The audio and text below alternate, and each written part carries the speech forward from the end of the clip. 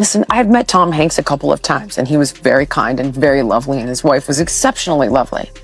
But when he was on Saturday Night Live... I hated it too, and I said it on my show. I know. What? I hated it.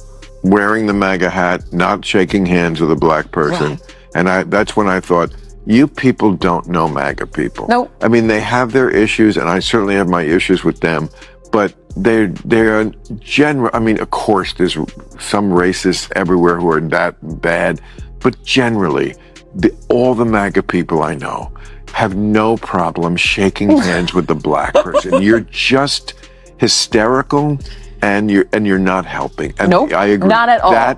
Bill Maher has officially had it with woke Hollywood, and he's not pulling a single punch. The veteran comedian and talk show firebrand is torching the industry's self-congratulatory moral posturing, and this time he's aiming straight at one of its biggest names. His bold takedown of Tom Hanks proves that in Maher's war on the woke agenda, absolutely no one gets a free pass. The fallout is explosive, the crowd reactions are priceless, and I've got every unfiltered moment lined up.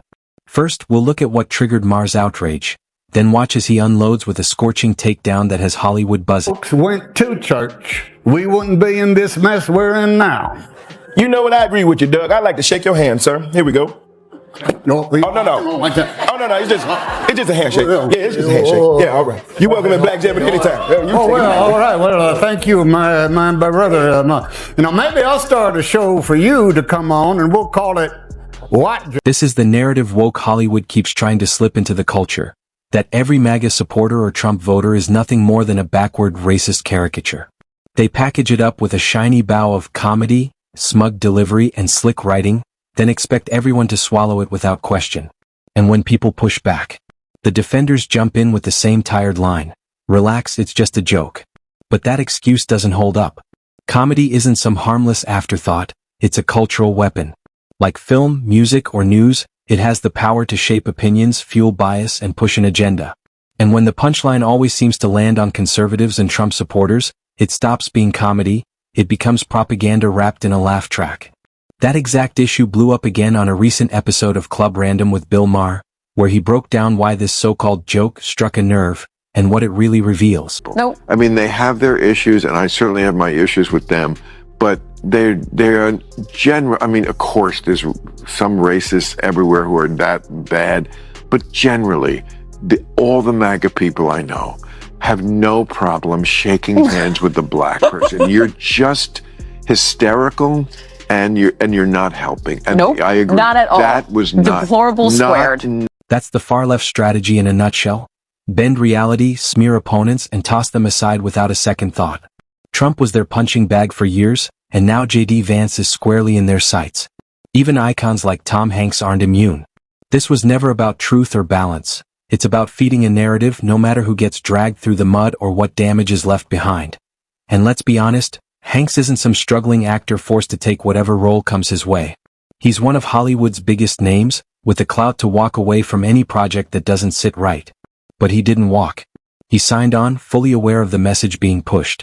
That decision alone says more than any script he read. It shows he's aligned with the agenda, not just reciting lines. I don't like it. Again, because lying offends me. I'm a comedian. When the premise isn't real, the joke is not going to work. The premise has to ring true. That premise doesn't ring true. It might have rang true, I don't know, X years ago. It doesn't now. So, but that's where we are. Everybody has to just play the hate card, because that's what gets clicks. That's what gets you loved by your side. Right, your side, 100%. And there's safety there. They just want to feel that, oh yeah, that's right. Exactly. The left has turned demonizing Trump into an art form, and they rehearse it daily. Take his court trial, for example. MSNBC practically lost its mind, transforming it into a round-the-clock political soap opera. Cameras trailed Trump like paparazzi chasing a Hollywood star, from the hotel lobby to the courthouse steps. This wasn't news, it was theater. The obsession was so over the top it bordered on parody. They genuinely thought saturating the airwaves with wall-to-wall Trump coverage, sprinkled with smug commentary and carefully curated sound bites, would break his base and secure them an easy win. But reality hit different. The non-stop spectacle didn't sink Trump. It spotlighted the left's desperation. It showed the country that these outlets are less interested in solving real issues and more obsessed with keeping their favorite villain in the headline. And puts on the mask. I'm charming. I'm totally loving. I will never hurt you. You can trust me. I get you. We're together. We're a partnership. But then as soon as the woman does something, could be anything, to set him off, the veil comes down and you realize this has been someone pretending. This whole thing that's been wooing me in has been an act. And oh my God, I was almost fooled. Thank God I saw the moment of reality. That's what that thing was to me. What Megyn Kelly is really highlighting here is that Tom Hanks may never have had much respect for conservatives or the MAGA movement in the first place. For decades, he's worn the mask of America's everyman. Friendly smile, wholesome roles, the picture of relatability. But now that facade is cracking. What we're seeing isn't the polished Hollywood act. It's the unfiltered version of Hanks, and the disdain isn't subtle anymore. It's right there on display. As for the network backing this narrative, let's not kid ourselves. Their bias isn't some shocking revelation. They've been openly pushing the progressive agenda for years, framing stories in ways that divide and ridicule anyone outside their ideological bubble. That's expected. But Hanks? That's where the sting really lands. Because unlike the media, people actually held him to a higher standard, and this feels like a betrayal of that trust. They think you're a racist. They think you're all the ists for all sorts of psychological reasons that we've gone into and don't need to here. But there was that piece of it. And then there was how deeply offensive it was for Tom Hanks in particular to participate in this skit. Tom Hanks, who started off on this stupid show called Bosom Buddies, which maybe it was ahead of its time because it was about two men who dressed as women in order to get the living arrangements they wanted. So it was guys dressed, sort of in drag. And he was hilarious and he was a nobody. And it was a stupid show that made us fall in love with him because he was so... That's the playbook of the woke mob. Confuse, inflame, and then control. They drown you in outrage until reason takes a back seat, replacing your own judgment with prepackaged slogans and social media talking points. Before long, you're not just repeating their script, you're living it, reshaping your identity to fit their mold. And the kicker? They'll cheer while you wreck your own reputation. Just look at the fallout. Whoopi Goldberg is always one misstep away from cancellation. Sunny Hostin alienates millions with every tone-deaf rant. Drew Barrymore, once universally adored, is now drowning in PR disasters. The pattern is the same. As long as you parrot the approved narrative, you're celebrated.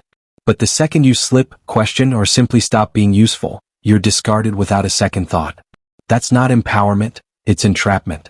And sadly, too many are still marching straight into the snare. With the t-shirt, without the sleeves, that are maybe a little rough around the edges, who aren't as coiffed as he is with the perfect 3/4 zip, sweater, with their MAGA hat on. And yeah, Tom Hanks, their southern rural accent, you absolute effing snob, went to your movies and made you a billionaire. And your thanks to them is to mock and belittle them in the 2 minutes you had. President Trump assembled the largest coalition of black voters and Hispanic voters and just kind of racially diverse voters generally that any Republican has assembled in decades. Certainly in my lifetime. So that's the problem with the joke. It's not reflecting reality. And it's just so tired. The thing I really like about this sketch is it shows that Hollywood has learned nothing. I know that SNL is taped in New York, but